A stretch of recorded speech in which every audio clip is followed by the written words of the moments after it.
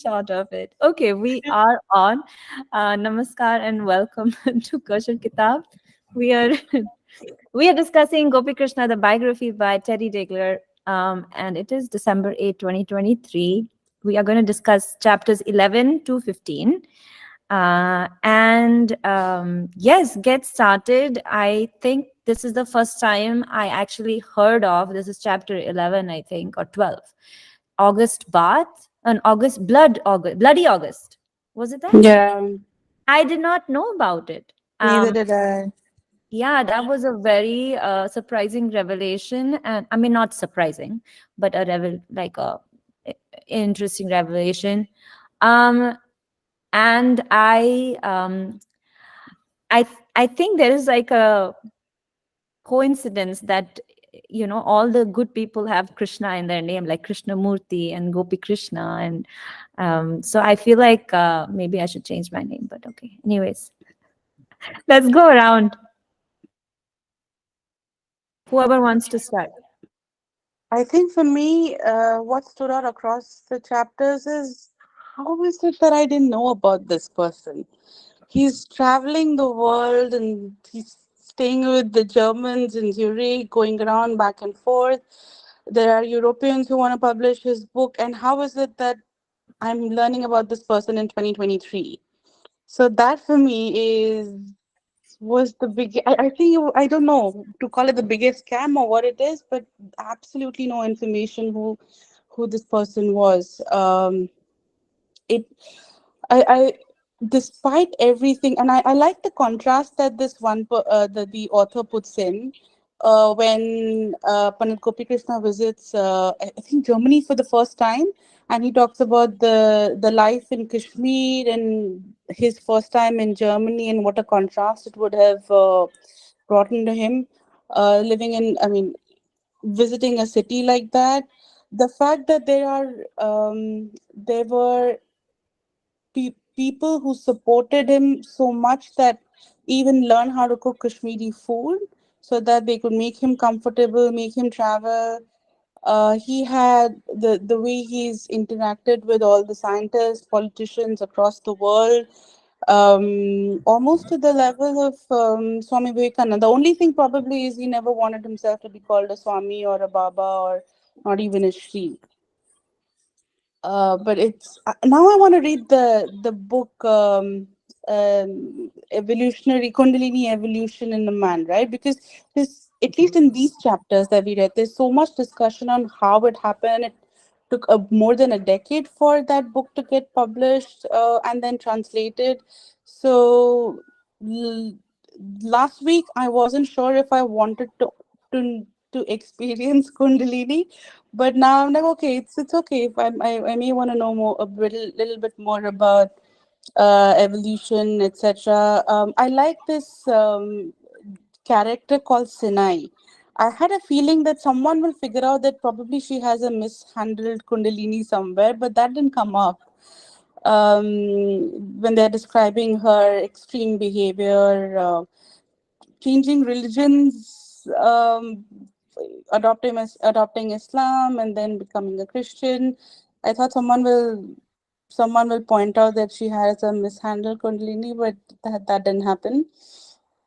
The work of yeah, I was revisiting a little bit of history as well, with what happened in the 1960s. Uh, the author has put quite a balanced perspective, which is very difficult to attain, especially in regards to the history of Kashmir. So she's tried to put it quite balanced, given a decent summary, not deviated much from the topic of talking about Pandit Gopi Krishna, but enough context to help people know that what was happening around his life. It wasn't an easy life, from his work to the outside conflicts to what he was doing in Samiti, getting his house burned down, the stuff that happened later on, moving different, I mean, traveling in different cities. And in a time when transport and convenience was not this common, I always keen to know more from Bobby's perspective, his wife. That's something I find a little bit lacking. I would have liked to see something. What did she think of all of this, and how was she living her life while he was away? You usually hear that from the spouses of such enlightened souls also have a contribution, little more than just supporting them, but I mean they also do certain sadhanas or practice. So I wonder if any somewhere in the later chapters we get to know a little bit more about Bobby as well, rather than just someone who supported him financially, emotionally as well, but maybe something else. Yeah, that's all.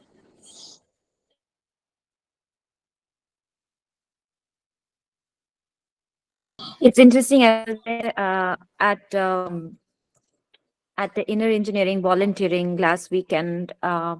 So I get to like listen. It's like a refresher for me. And at one point, and it kind of, I already knew about it, but at one point he did mention Kundalini. And he said, and this is Sadhguru in one of his videos, and he did say that, if it is, if like that Shambhavi Kriya, what he teaches, what his program teaches, Isha, is basically like making bringing your ida and pingala into balance, and Balance. gradually rising your kundalini, or like very very gradually doing it by like over time. But then he says that many people do it, and and they have a kundalini that rises suddenly. At that time you will need people to help you out, like you will need to be under care of your, not only your guru but also like physical care. So I think it is to do with not just you know yeah. So I feel like, yeah, I think yeah, I think she just like helped him survive really. And yeah, so it But doesn't happen with everybody though, is what I wanted to say. but perhaps the person to ask would be Rakesh, because Yeah. Rakesh was, uh, I think he was nearly in his late 30s, although he had left for the US before his grandfather passed away. So Rakesh would have a lot of personal stories and anecdotes to talk about his grandmother and their relationship, grandmother and grandfather. Yeah. That, I mean, I'm definitely the right source, but I was just wondering if someone in the book covers that as well. And there's that description of Kundalini as well on what they show in Christianity, something like the sun and the snake, right? That's how they described it. Something like a sun, so the spinal cord is like the snake, and then I believe the crown is referred to as the sun. Is that Um, Christianity or is that Greek religion? I think if you look at the symbol of sun medicine and in allopathy, that comes from the Greeks. That's a you have the Greek. sign of a pharmacist or pharmacy Yeah, sign. yeah. That's from the Greeks. Yeah, Ah. Oh, they have a chalice and the snake around it, the right, symbol right, that the right. pharmacist. Yeah, Oh, yeah. that's Greek symbol, is it? Yeah, it's Greek. In fact, Represented. there was a recent controversy in India because there are some people who were very upset that the Indian Medical Council, which is a newly constituted council, had Yeah. adopted Dhanvantari. Dhanvantari is supposed to have been the The first person medicine. who brought Mm. down medicine as a symbol on the logo. So they said this is unacceptable. We reject it because this is Hindu and so on. Then the counter that was given by people on social media was that, look, the symbol that is already used in pharmacy or in medicine is a Greek religious symbol, and perhaps it was also Mm. um, sort of assimilated into Christianity. That's the case. Then why are you taking that Christian Greek Christian symbol, and why do you have why don't you like a symbol which is associated with India's own tradition? Ah. And yeah, So, Bakshi, I'll read out what it said. So it said, from the little study I have, this is Panat Gopi Krishna in his autobiography. From the little study I have made, It is obvious that the cult of Kundalini was known all over the world in ancient days. The almost universal symbol of the sun and the serpent in use from as remote a period as the Neolithic age clearly points to the conclusion that in one form or another, the serpent power was known and worshipped from every ancient times, and clear references even in the Bible. We Yeah, call it the yes. Shakambrati. Yeah. Yeah, I think that's a kind of a general overarching thing. But from a Mm. scholarly point of view, when they investigate, specific individuals, Oh. etc., the Mm. picture becomes sort of different because I don't think people normally use a general term such as the serpent power. And although that's been used in relation to Kundalini, the famous book by Arthur Avalon, the British scholar who made Kundalini yoga famous all over the world. He was a tantric scholar. He was a British civil servant who came to India, and then he became John Woodruff, I think was his original name. Then he adopted the name Arthur Avalon, and he wrote books, translated books also, tantric books, Kundalini. So he used, I think one of his books is called The Serpent Power, and Mm. but the term serpent was used, for example, in Christianity. The serpent is a representative of the devil, Then, sorry, yeah, the because Adam and he what tempts, um, Eve. yeah, tempts Mm. Adam or Eve or whatever. So the whole um, symbology in Christianity or in Abrahamic religions, there's not that much of symbolism because they are about following a prophet. Um, while Hinduism is all about symbols of many Symbols. different kinds, these gods or devatas are also symbols, and so there's so much of richness here and complexity. Yes. Yes. Thank you. Yeah, even a lot of the Christian symbolism needs to be actually re-examined from a Hindu point of view, because a lot of them, when you go with a Hindu point of view, you can maybe understand a bit more deeper into what was actually meant by those symbols, as opposed to what the Christians nowadays believe in. Like nowadays. Excellent point. Yeah, excellent point. In fact, Yogananda, Swami Yogananda, the guy who wrote the Right. autobiography of a yogi, also wrote an analysis of the New Testament from the perspective of Hinduism, and it makes a lot of sense. You know, Wow. I didn't know that. yeah, there's a translation of the Oh. Bible, and you can Google it and you'll find a copy. And so that Bible is used by the Christian followers of Yogananda, if at all they use it, because I think what Oh. happens is once you have done yoga and Kundalini and Tantra and all of that stuff, then Christianity or Western religions appear so naive that you sort of lose interest in them. In fact, Mm. there is a very, very famous statement by Schrodinger. Schrodinger was the guy who Mm. created quantum mechanics. So they asked him, uh, what do you think about Christianity or Islam or Judaism? He says, well, they're not wrong. They are naive. They are for children. They're just stories. The word that he used was naive. Nice. Yeah. Okay. Nice. Yeah, I mean, I was really impressed by when I was reading this book. First of all, the fact that this guy Gopi Krishna had at that time in age, he was first of all anyway doing all the work that he was doing in Kashmir in terms of the social work that he was doing. In addition to all that, he's writing these manuscripts, and he seems to be very uh, strongly motivated to somehow spread this ideas that he has had to the Western world, thinking that this is essential for mankind. What he the this whole evolutionary process that he's talking about is very important for the rest, not just for him himself or for India itself, but for the whole of the world. And the fact that he's able to convince all these people from all these different places is just amazing. And the coincidences that happen are are sometimes, like it's just mind-boggling. For example, I was listening to this video by Gene Kiefer, who was one of the guys the guy from United States who publicized his work. And apparently, Gene was in that YouTube video that I saw. He mentions that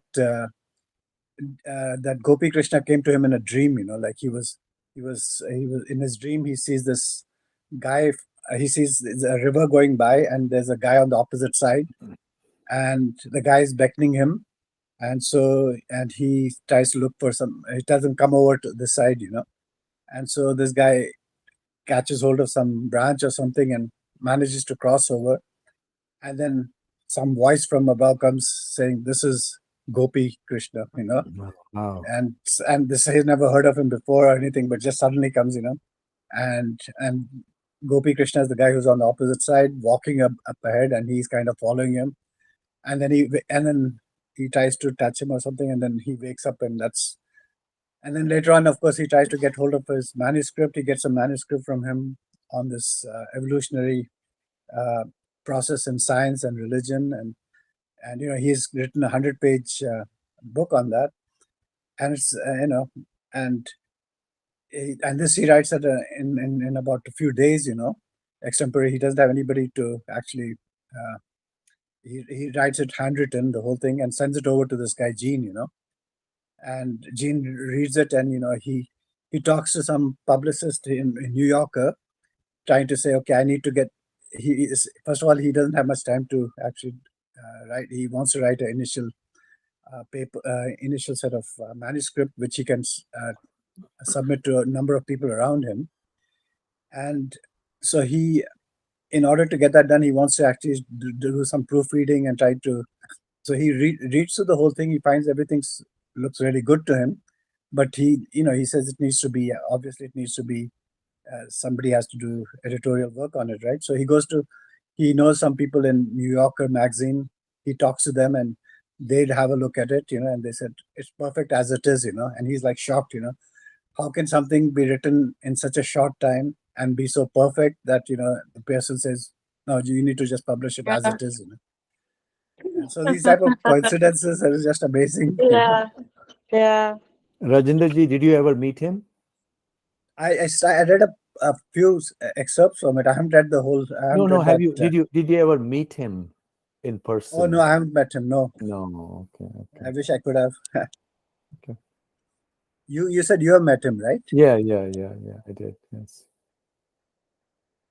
So, Yeah. how did you feel when you met him? Did you feel this like, while I'm reading this book, I'm feeling that everybody who came in his presence, forget the Indians, the Yeah. physicists, the educated scientists, even they went with a certain view in mind, and they're like, and then they sit, and then something changes within them. So, did you have a feeling like that when you were in his presence?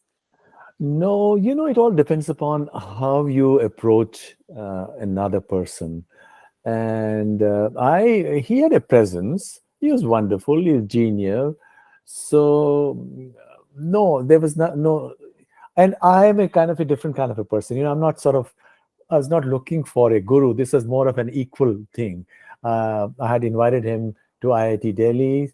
So I think somebody dropped him by car. Then I dropped him back at his home or something. Or I visited him at his home in Karan Nagar. I was spring or summer break in Kashmir.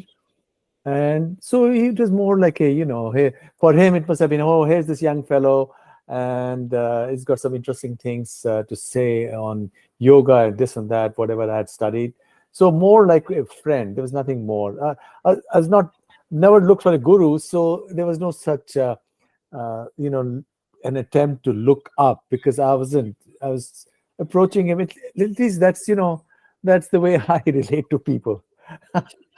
All kinds of people. Yeah.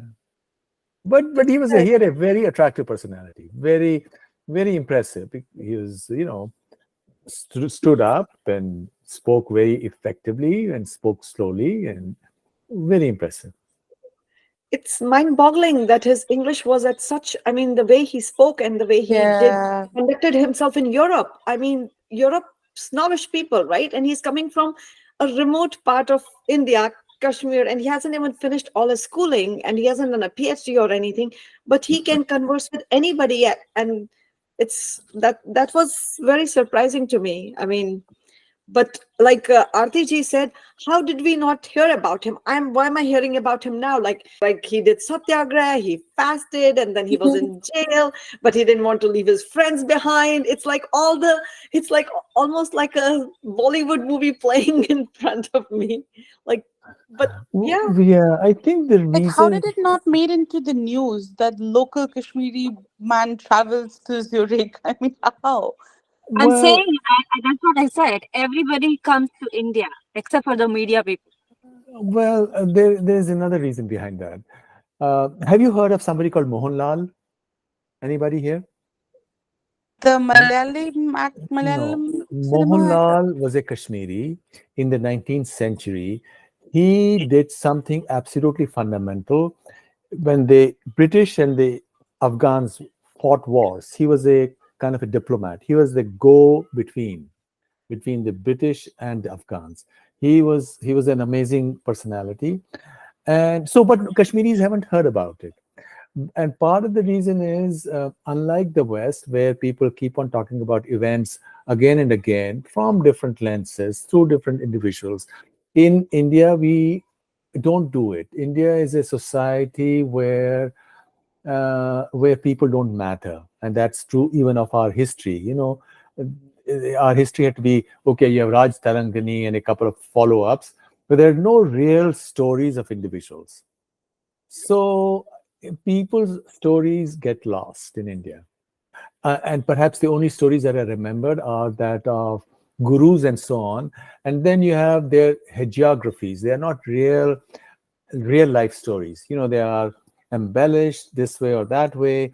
And then you have to learn how to actually interpret them. For example, even in Autobiography of a Yogi, Yogananda speaks about how his guru used to be at two places at the same time. And then he would Yeah, say, but yeah, you're not supposed to believe them literally. Part of yeah. what you learned was that these stories only create an atmosphere. I learned that very young. I was, say, in Anantnag, growing up, and we used to have these sadhus come in from the rest of India in summer, and my father would say, "Hey, you can come in and have food or this or that." And they will tell us stories. Then we learned that the storytelling as an art is not about the tradition in India was not about the literal truth, but the truth underlying the surface structure of the story. And Mm. and so, at least as for myself, when I read stories by individuals, yogis or others, or individuals say, "This is what my guru can do," I don't dismiss them, but I don't believe them literally. Do you see that? So I don't judge people, but I don't believe them literally, and I think that's a good thing to do. Mm. So these stories are woven for people to grasp like deeper truths, or is it to keep them somehow in their memories because no one's going to remember the details of this is a cosmic sea and this is something else. It's just a way to keep people engaged. What is it? Yeah, no, that's a beautiful point that you make. Because if you step back, what does it all mean? Everybody is going to be forgotten. So I suppose the idea was to create a certain mood, a certain rasa, and you connect that to it. It's like, a composition, a musical composition creates a certain mood. And likewise, the same here. Well, I also remember when I was young, my father and mother, they would go to, there was a very famous yogi then in Kashmir named Kashkak. Have you heard of him? Kashkak? No. Oh, he was so famous, you can't even believe it. I never met him Mhm. in person. Hmm. People would go to him and he would say something random, and then somehow they would interpret that as solving their problem. And so the story about him was that he had meditated in the Sindh River in Gandarbal in cold for so many years. And but true or false, that's not the thing. The thing was, I think it was more kind of the whole life in Kashmir was more some kind of a larger than life theatrical performance where we're all part of that theatrical performance. And the gurus, etc., they played a very important role. Hello Pritika. So they they played a very important role in getting all of us sort of motivated to continue playing our part. Now, let me tell you, there's some value to it. Very significant point which just came to my mind the other day. Look at America is unraveling, or the West is unraveling. You know, this wokeism, etc. Everything is Yeah. out. People don't know what. And somebody said you're spending $80,000 on your son to go to one of these elite colleges in America, and in after a few months you discover that he's not his son anymore. He's become a daughter. You know, something like that. So what is it all about? And I think in India, through centuries of horrific circumstances, depredations, murder, this or that, people kept their sanity.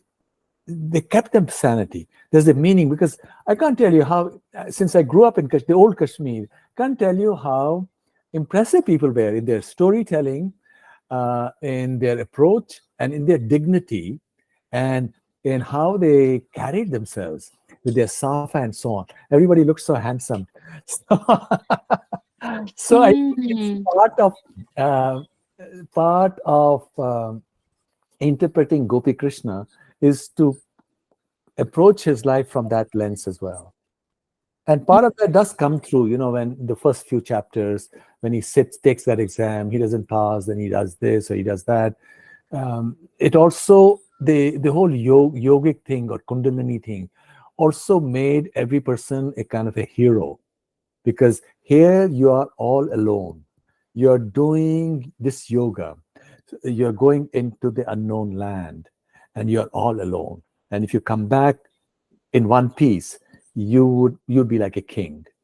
And I guess he did that in his own way.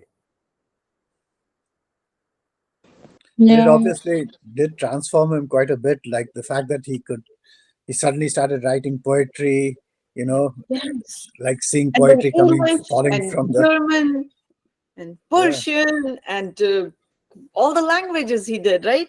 Right.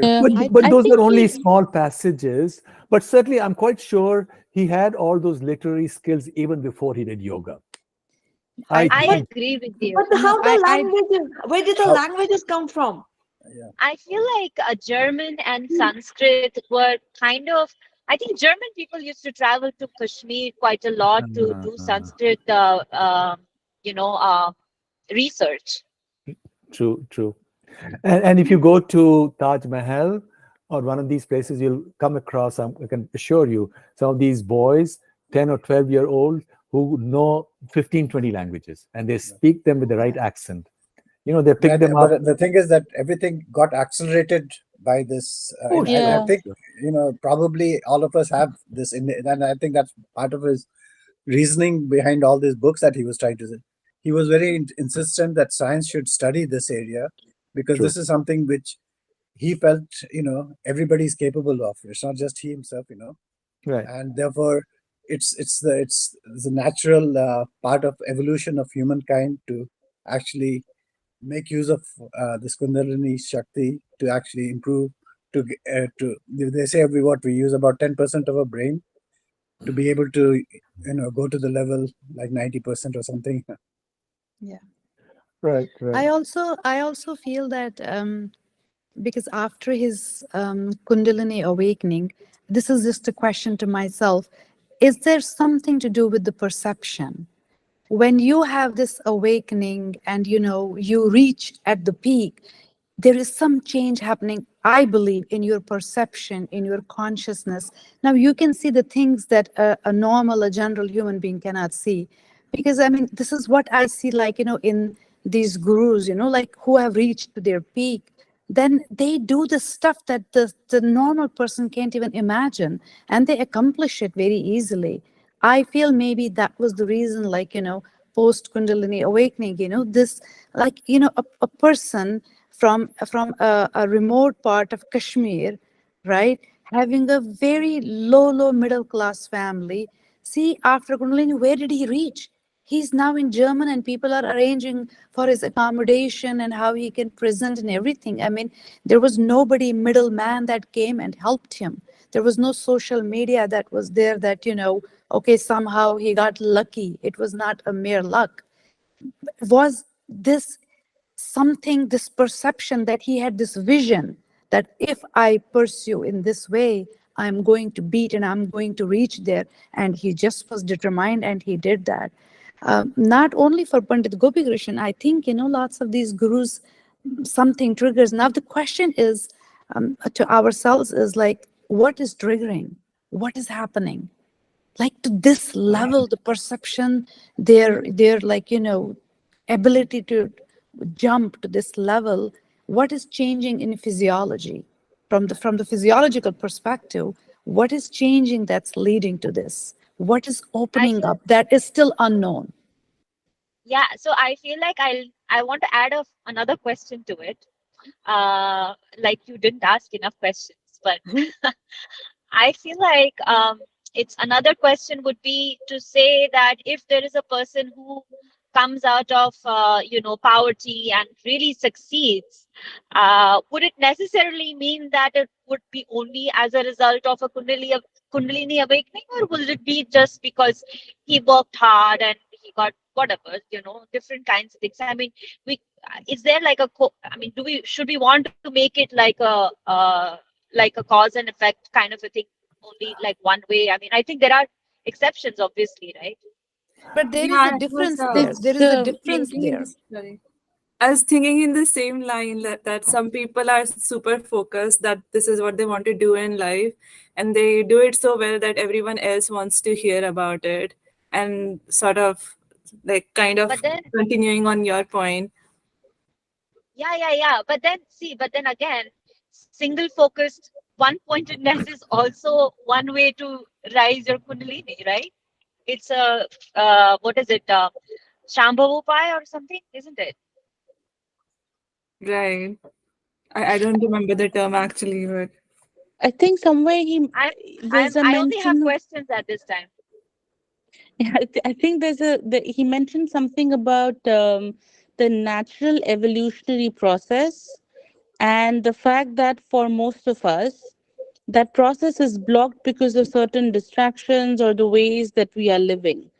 Yes. So the way that Princey described what it would mean, probably it's all. I mean, Kundalini somewhere is inside in all of us, just dormant, but because we have our Netflix and Amazon Prime, we are not focused enough to work on it. I And think and you're right. he talks about the He- evolutionary process. Yeah, he Yes. talks about, I think it's on page 141, the last paragraph.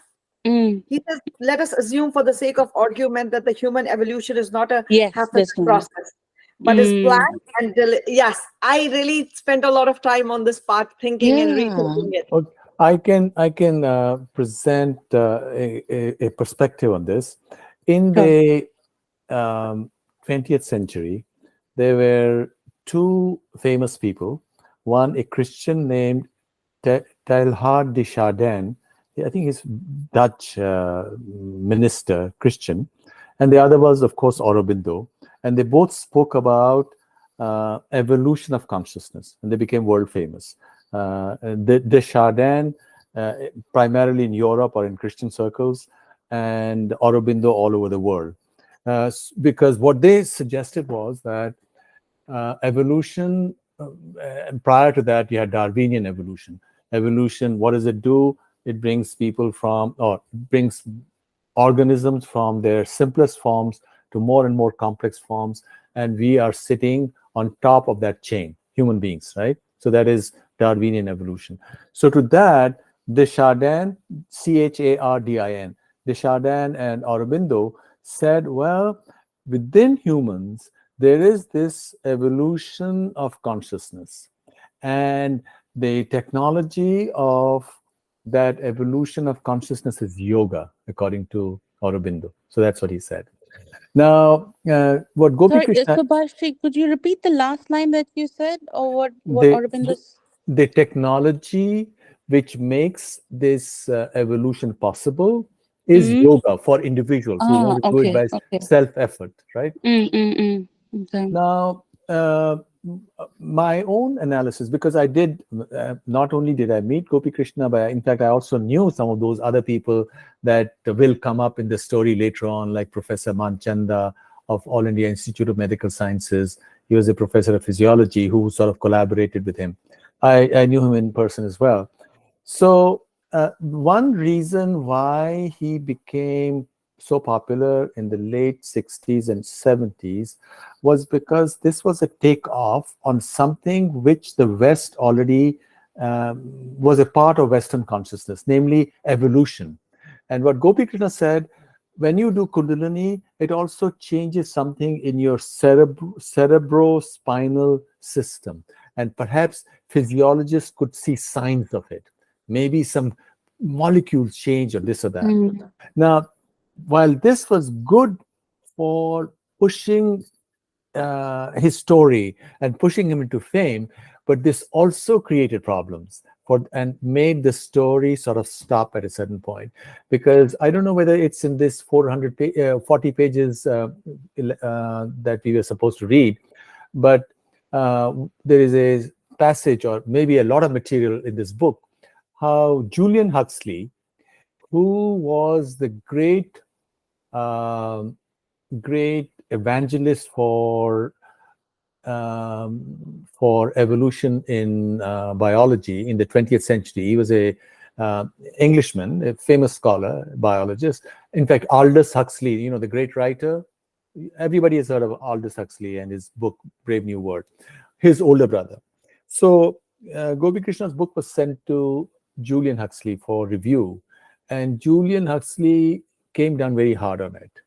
And that sort of ultimately had an influence on the scientific community taking this idea, because this idea was really, if you were to look at it from a distance, it takes the story of evolution beyond what Darwin said, beyond what the Chardin said, Chardin through the Christian lens, or beyond what Aurobindo said. He said, look, if you do this, there are some changes that are going to take place in your brain.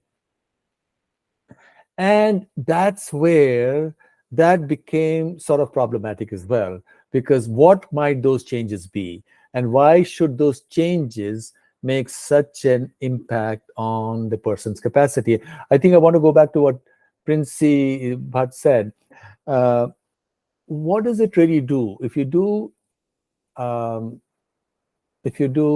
Kundalini awakens? What does it really mean, first of all? Well, apart from, there are two sides to it. Kundalini, okay, from the lowest chakra to the highest chakra, what you're doing is you're going within and looking at the very architecture of how sensations take place inside the body. And all these sensations are, of course, mapped into the brain. That's one way of looking at it. You're trying to deconstruct what happens within you through sensation. So sex, for example, right? So you're deconstructing it. But then you would ask, okay, you've done that, but how does it change your perception? See, now that's a very important question. How does it change, or does it change your perception? And I think I can provide you some answer there. What happens upon doing Kundalini or any other yoga you do, or if you do intense study, as Amrita or Pritika or somebody suggested, you study hard. What it does ultimately is makes you change your perspective from your own narrow person-centric view, where everything is through your personal experience, to a more universal view. And that's what Kundalini awakening does. What it does is it separates, there are two things: consciousness and mind. Mind is what normally happens in our brains, thoughts, this or that, emotions, feelings. The work, the stuff, chitta vritti, is mind. So we are lost in the mind, but that's the secret of yoga. The secret of Kundalini is that is a surface effect. The real thing is the light. That is the secret of Kashmir Shaivism. Shiva is the light. If you now, when the light falls on your brain or on your mind, it doesn't fall in all its brightness because of the various coverings, because of our attitudes, of anger, emotion. So there are various coverings which make only part of the light come in. So that's why you're not able to see things clearly.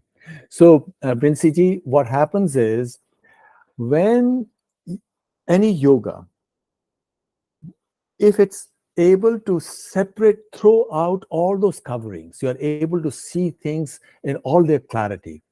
That's why the yogi is able to see so much more clearly or so much farther than the average person, because the average person is living in the bubble. Everybody's living in a bubble. And the average person or the non-yogi in a darker bubble than a man who has worked hard or a person who's worked hard or who had experience. Suffering is also something that makes you take off some of the covering of the bubble. But it can also, if you, suffering has two sides to it. It can reveal or it can put you in a depression. If it's in a depression, then you cover yourself with even more layers. But ultimately, what it does is more clarity, more light, so that you realize that the very essence of your being is not your name. It is something which transcends yourself. And when you are part of that who transcends yourself, then you see things in beautiful clarity. Is there any, do you know of any research that has been done? And I mean, I don't know if they can ever do a study on this kind of stuff, like where they can see like how like, you know, yoga can, what it will do, you know, like basically dissolve your layers that's Well, obstructing the light. yeah. Since your capacity to see can be enhanced in so many different ways. There are so many different ways of yoga, for example, right? Even in the Bhagavad Gita, there's so many Raja Yoga, Kriya Yoga, Bhakti Yoga, etc., or study yoga, physics yoga, biology yoga, Kala, dance yoga, whatever your sadhana is. And that can help you focus your mind, because that's what yoga is. One concentration of mind, right? Chitta vritti nirodha. Okay, so since there are so many different ways, then the question arises, is whatever a human being able to see, is that a result only of one's own effort, which is the Western view? You just work hard, you work hard, you work hard. Or the Indian view is that your effort is only one side. The ultimate important thing is that light. That is it. But then how do you prove it? The only way you can prove it is if there's something so extraordinary that you can't explain it as a combinatoric rearranging of the information that you have so that you come up with a new insight, which is what most research or even writing, screenplay, you've seen many screenplays, and you put it in a slightly different arrangement, you got a new screenplay, right? So that's where stories such as that of Ramanujan, who would wake up and come up with new equations, and nobody can explain where those equations come from. And when G.H. Hardy would ask him, hey, where did you get this equation from? He would say, well, goddess Namagiri gave to me when I was in my dream, lucid dreaming.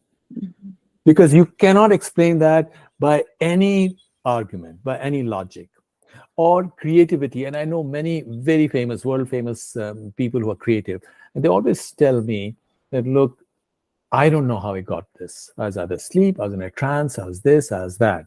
Never saying that I did it, because you can't do it. Nobody, who are you, Aarti or Pritika or Rajendraji? We are only memories. These are pieces of information. New creativity cannot arise out of memories. Creativity comes from somewhere else. It goes beyond memories. You see that? And that is the heart. That is what, when that light shines, something new happens. That's why, when you say, well, God, the grace, anugraha of the goddess, or Shiva's anugraha, Shiva's grace, that's what it really means. That chamatkar that comes from the light. It cannot be explained through memory. It comes from outside. And that's the only proof, because you cannot prove it. Certainly, a Western psychologist would say, I don't believe in it. And you cannot convince him. He would say, well, what Ramanujan did, he was just using language loosely, and it was a coincidence. And you cannot fight that. You cannot disprove that. It's just a coincidence. You see that? Yeah, Just a beautiful. coincidence. And that's what, in fact, maybe I've already told this story. I hate to tell the story again and again. If I have already told the story, please forgive me. The year was 1993, I think November, first week. I was reading the New Yorker magazine, and there was this essay by John Updike on the last page. It talked, one of those banal essays on standing and looking at the sun or the moon. Immediately there was a click. I knew it had something to do with astronomy in the Rig Veda.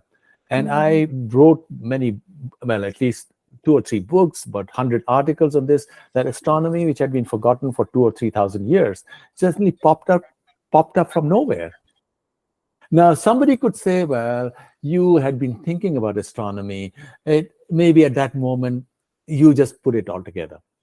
And I can't dispute that. Although my personal recollection is the way I've told that to you.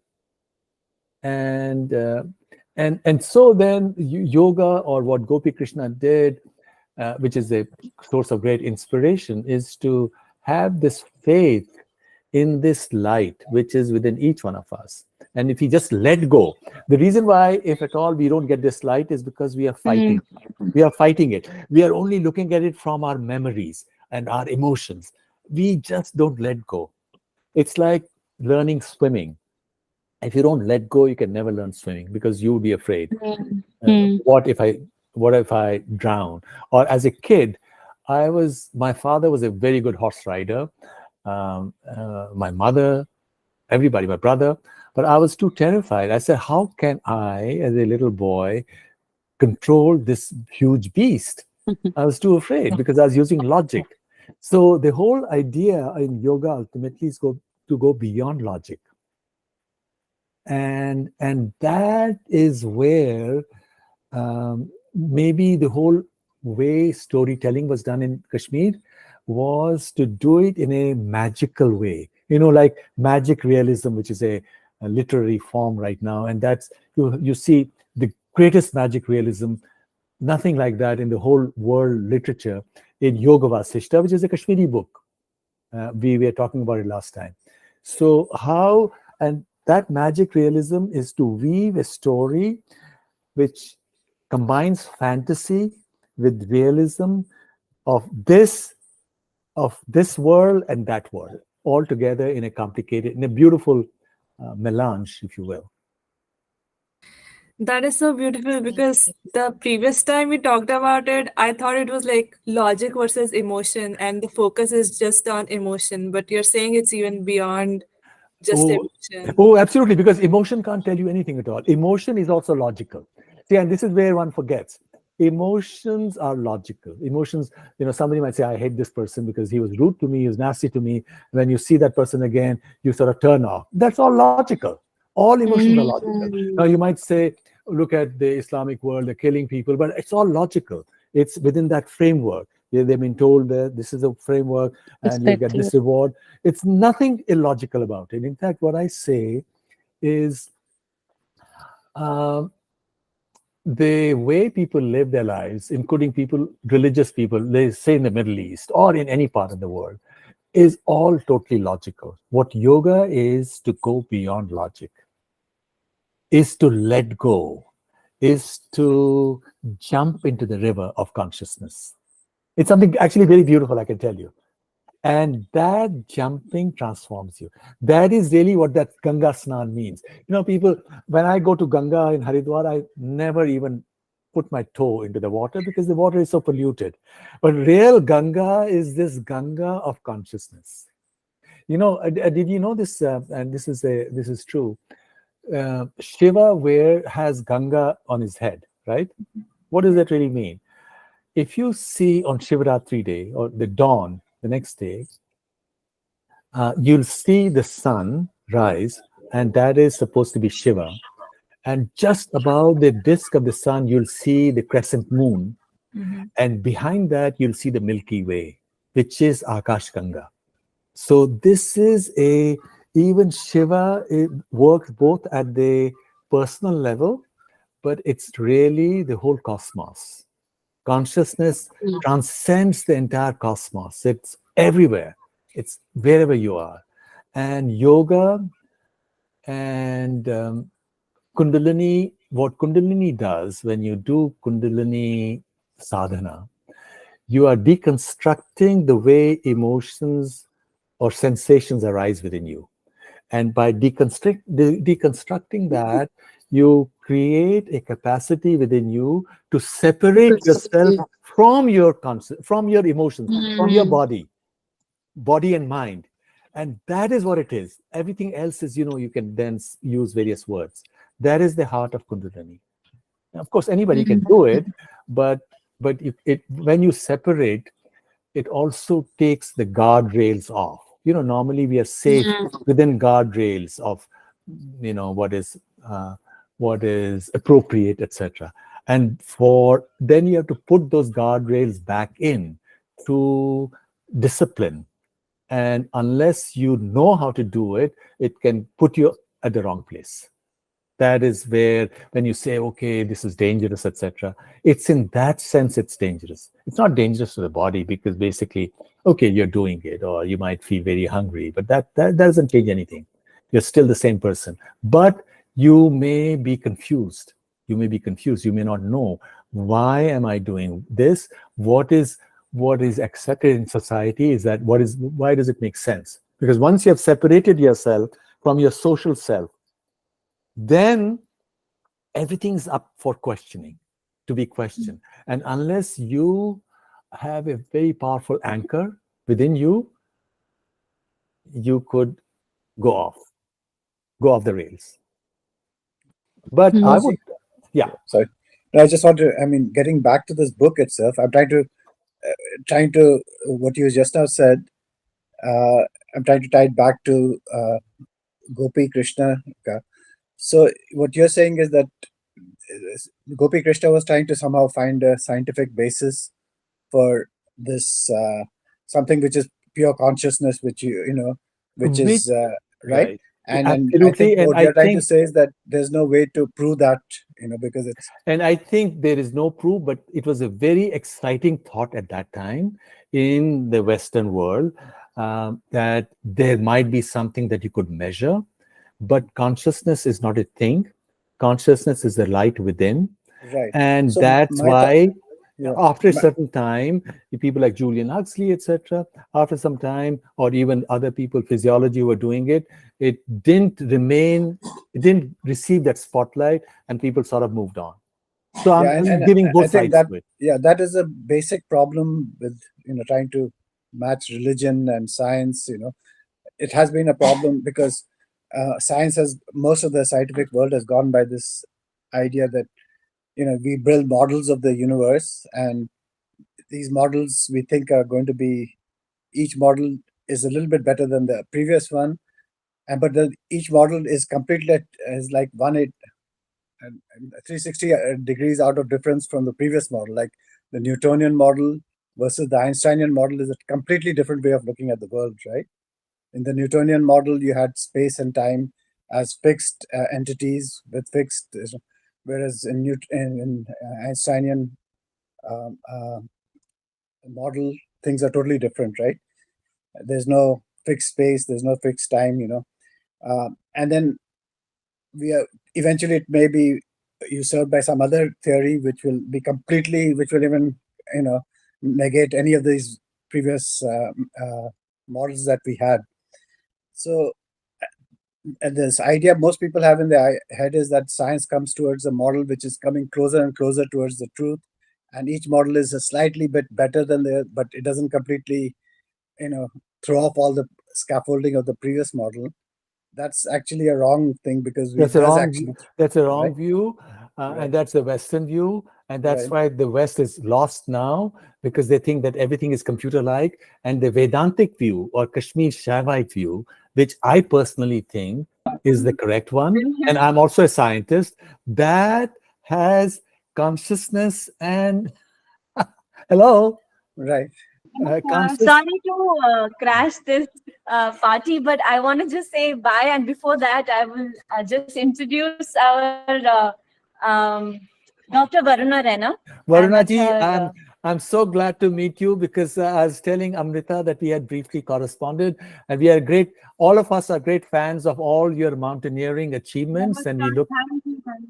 Thank Yeah, you. we looked at. I would have loved to meet you, but I'm just And leaving that's person. Gautam, her husband. And Hello, thanks to Gautam. Amrita, she got for us Damolu and Haq and Taman Oh, and full Rogan Josh. So we Not are fair, already Amrita, on not fair. Saturday. अब मेरे को भूख लग गई. so right now we have two. Right now we have two Kashmiris, the two most famous Kashmiris. One from America, which is Amrita, the other from India, namely Varuna. At this in the same room. Very happy to know that. Yes. Let's take a So picture. what's Let's take this a all about, picture the with all of you. mountaineering Turn on stuff? your cameras. Tell us a bit more about the Rajendra ji, mountaineering part. your face is not showing. Oh, sorry. Gautam, do you That's want to come in the picture? Gautam? You. हाँ Gautam Finn, ji We आइए are अभी all. आइए अभी आइए अभी आइए Finn, come on, smile. Smile कर यार. All right, sounds good. So these are our special guest appearances today, and I'm going to take your leave, and because I think the food has come out good for a change today. Okay, But wonderful. please continue. you have Sorry your to priorities right. break. Yeah, that's all. All right, okay, bye. Okay, bye. Bye. Bye.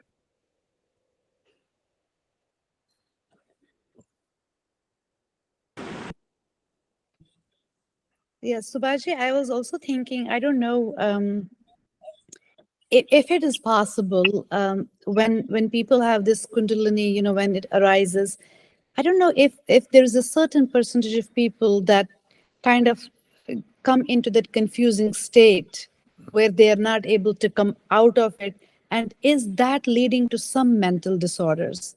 I mean, I'm Good. not talking about depression and anxiety. I'm just talking about like two schizophrenia, or like real, like like in some psychotic state. Is that possible? And Eh, medical science has still failed to understand that. And of course, they give the antipsychotics. That just basically numbs them, puts them to sleep. So basically traumatizes so, again. I mean, are we failing there? of course, I'm not a doctor. I'm not an MD. I can't look at it from that perspective, but I can imagine how doing this, an ill-prepared person can become so egotistical that totally loses all sense of proportion. Because what is life is navigating through the complexity of relationships, of various things that we have, and we have to have a proper sense of ourselves and proper sense of everybody else that we meet with, right? But if you do this and you're not properly anchored and grounded, and suddenly you think you are this Superman, right? It can make you, it can make you psychotic. I think it is possible, and you lose that sense of. Yeah, another thing that can happen in any of this deconstruction in kundalini thing, your whole sense of time and space can change. And in fact, that happens even when people take marijuana or something. The whole sense of time can change, and therefore it could create problems. And that's why in yoga, even Patanjali's yoga, the whole idea of preparation is so important. Yam and niyam, ethical and moral preparation is extremely important. If one is not properly prepared, then that's why some of these gurus who are not properly ethically and morally grounded also then do bad things to their own disciples, right? They exploit them or do various things. So yes, so in short, the answer is it can create problems for some people. Thank you. And that's the reason why even since you live in Florida, and you probably don't live very far from where Tony Robbins lives, right, in West Palm Beach. Yeah, yeah, Have you heard of Tony Robbins, right? yeah. Yeah, he's a world famous guy, and as you know, his personal story is very, very interesting. I think when he was 18 or 19, he joined Muktananda's mission or something, and he was a young boy. He had a lot of dreams because he was telling me the story himself. So, but then what they told him was that you do cleaning of dishes, and that's what they made him do for months. Basically, what gurus do to their disciples is to first of all break their ego. Seva, seva ki avashyakta kya hai? Ki jo ego hai, you have to break that because that is a part of this whole process of taking the covering off. That covering is the ego, the darkness of the ego. And so seva becomes extremely important in yoga. You have to see whether the person is prepared for that. That's true. And that's why I think if a lot of Kashmiri Pandits, one of the problems is the ahankar that Kashmiris have as a community. See, that is So a problem. And that's what stops you from going beyond a certain stage. In fact, I think last year or 2 years ago, I was on a Zoom call. There was some very wise Swami from Bangalore. He wanted to chat with me. And then there were a lot of other people all across India. And then there was this Kashmiri from, I think it was from Bangalore itself. And then he kept on saying it, we Kashmiris have done everything. We did this or this is marked. It's so crazy. But that was from the sense, of that ahankar. And the greatest poison to any growth, intellectual or emotional, is ahankar. वैसे भी वो कहते हैं ना कि कृष्ण के फिक्री खसान. So we are at the Bilkul. top. Right. On that level, we are at the top, unfortunately. So true, so true. Yeah. And then, your own family will just, bring you so down that you will be like, yeah, kya gao? Absolutely. Yeah. So on a lighter note, did you guys not enjoy Miss Barbara? She was something else, right? And I did go and see she did that streaking in the Olympics. I checked the newspapers out. Oh, really? Okay. In the book? Okay. Yeah. I'll look it up. Open it Okay. up and you will read. I mean, she was very colorful woman. Yeah. I mean, it's very beautifully, like it's in the newspapers have captured it very well. Yeah. No, I didn't Google actually, but nice of you to bring that up. Maybe I will. Yeah. On I a wanna lighter see note, that because picture. it was getting too heavy here. I was like, I'm Yeah. so now let's think of something nice. Barbara may visit you in your dreams. Yeah, what was her name? Sinai, right? She was Sinai, right? She was Yeah, a genius, but she was crazy. I think she was bipolar almost, I believe, right? That's Yeah. how she's been diagnosed in the present day world, right? Yeah. But She like also appeared in Artiji, I was also wondering, like you, what happened to Bobby while he was like going and staying and I mean know, leaving I wanna- and going I to wanna know Germany and then Switzerland? Why didn't he take his wife with him? But We don't know they that. mind it. I think in the old India or old Kashmir, men often went away for months to work wherever it was, and if you live in a joint family, the matriarch could not leave because there were so many things going on, and it wasn't considered a big problem. Deal. It wasn't considered a big deal. Even in the Muslim families, there were these Muslim men who would go to Shimla for the entire summer to work as laborers, and their wives would be back in their villages, right? And they would live in a house, many men together. I think that's something that would happen all across the country. Oh, Yeah. That was not Yeah, a I big kept deal. feeling bad for her while he was gallivanting. No, I don't think women consider that any hardship. No. Oh, Mhm. I also meant it from maybe like her spiritual progress, like um, how much of it she understood herself. Did they talk about it? What he was feeling? I mean, for her to be able to be, she definitely was a strong support, and I think even for opening the Kundalini Research Institute in Nishat, which later got burned down, they used the land that she got as part of her dowry. Or from the marriage or whatever. But I'm sure it took a lot from her to be able to support. So just curious, right? Not coming from a sense of No, overwhelming. I think husbands did, Kashmiri husbands, perhaps everywhere, all across India, they did tell their wives, what am I doing? And maybe women also did their own sadhana, their own way. If they Yeah. were doing bhakti, maybe, or okay, I'm going to do the bhakti way. That is safer. Mm. Yes. So But on your point, I also feel, RTG, I think maybe more people would have, received the blessing and, from Gopi Krishna. But again, that, kosher, like, miss kya pata, miss kya pata, I think that Mm. was even at peak, maybe, at that time. So maybe lots of them, उन्होंने फिक्री खोतना. So of course he continued his sadhana, he did what he was supposed to do, but maybe his own cousins or in his family, I don't know, Rakesh isn't here, typical thing that could have happened. Probably. Kashmiri saying कि घर वालों, I forget the exact Kashmiri words, कि घर वाले में पैगंबर नहीं मानते हैं, कुछ है, there's some word, huh? Yeah, yeah. There's some saying, yeah. Pan कुछ ऐसा ही है. हाँ, मैंने Something, भी सुना है Panyarcha पन्नर Pagambar Muhinitin, Marmit Pergambar. yeah, Yeah, पैगंबर, हाँ, something बिल्कुल, like that. बिल्कुल, right. this Panyarcha I Hamid heard from my Pagambar. grandmother lots of times, so I remember this one. But I think what, if you also look at Swami Lakshman Ju, and he had his Ishpar ashram and so on, and he had these also disciples who were women, who were very, patient and who had great commitment.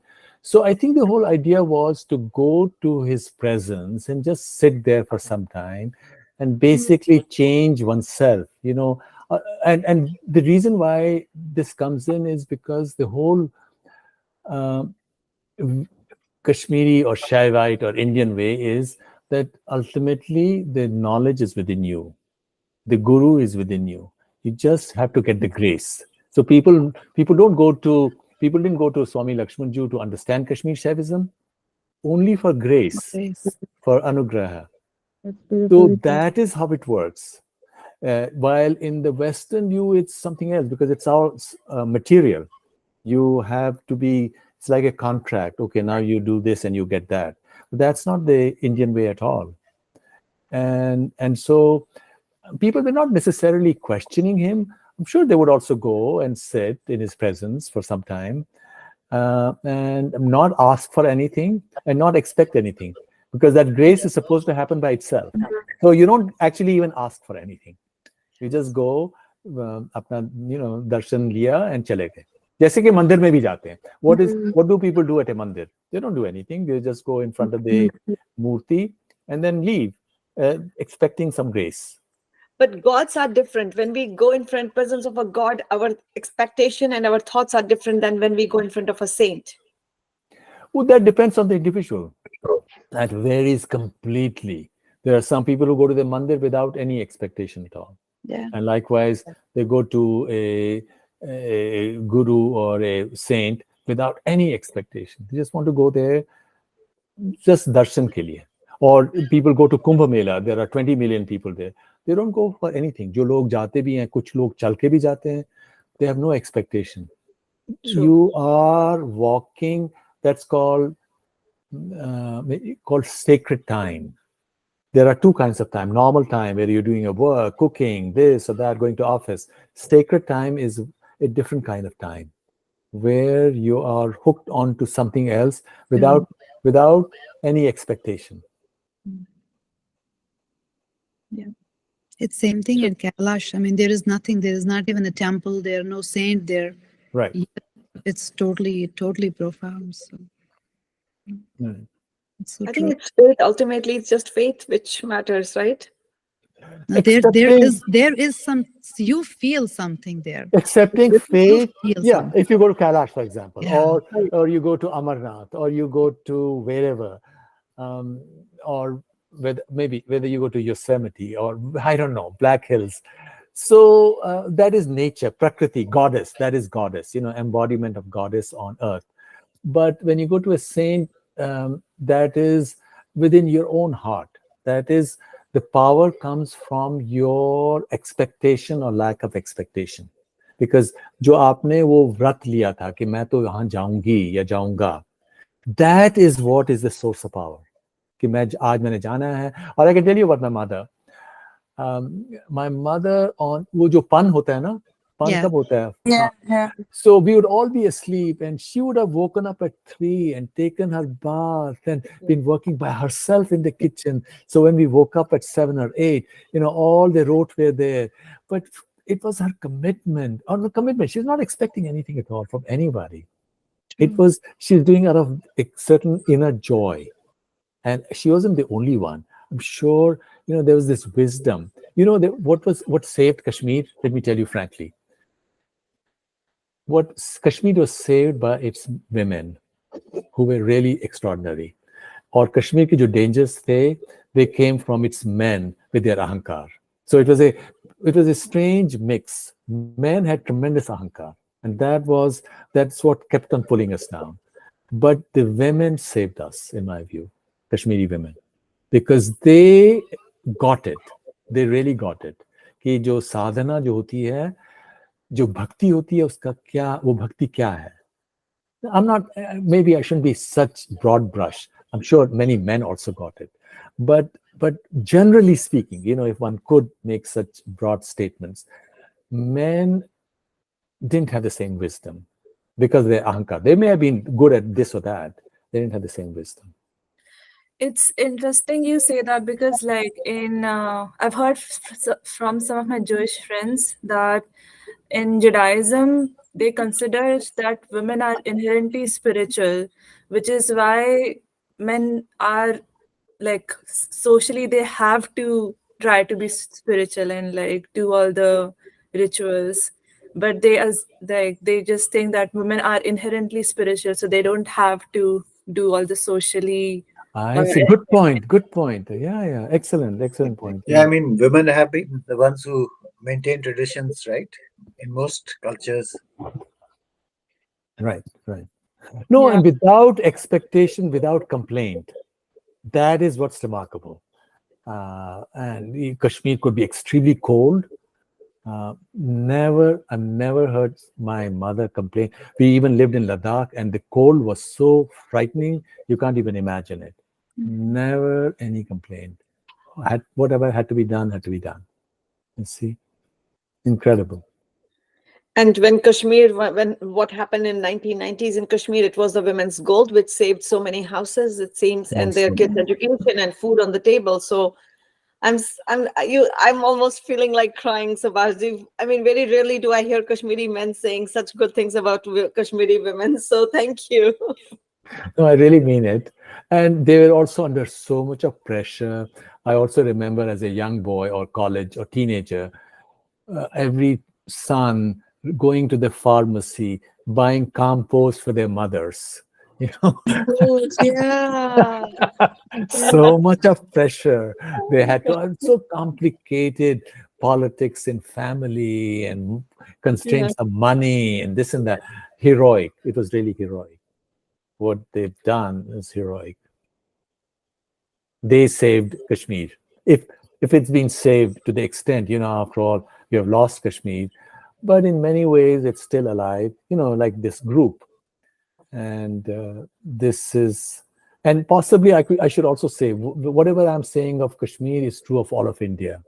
What saved India after our men became Angrez, In many ways, we wanted to do what the Angrez did in our homes, in our understanding. It's the women, it's the nanis and the dadis who saved Indian civilization everywhere. And that's the reason why Indians are triumphant, because all these CEOs, they didn't learn it in their college, their wisdom. They learned it from their nanis and dadis. Nanis and dadis. Mothers, maybe, because mothers are so hassle at that time. Really, nanis and dadis. Yeah. Not this generation, not this generation. You're Not this talking about True, generation. the our generation. true. That's so true, though. Yeah. So true.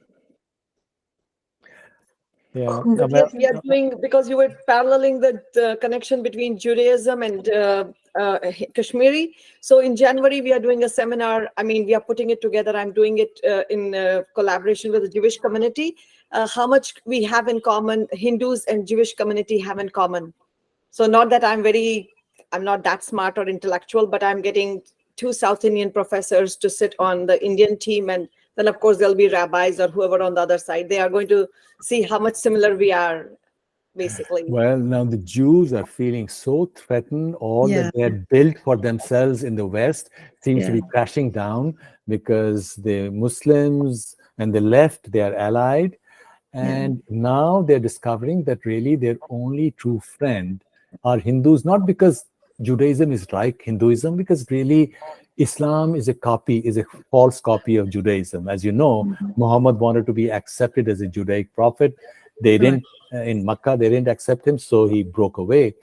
But because Hinduism is so broad, we accept everybody.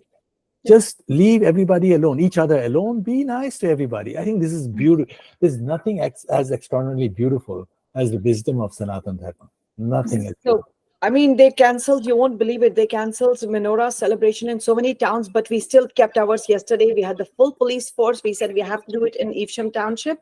And the Jewish community were like, we have nobody. They feel so alone right now, literally. And so the project menorah is like, we are just lighting menorahs in the houses. So we are telling everybody to light menorahs, because they don't feel, my Arun's partners, they stopped wearing their Star of David. They stopped doing everything. And this is South Jersey. I mean, it's a suburbs of New Jersey. How can this happen here, right?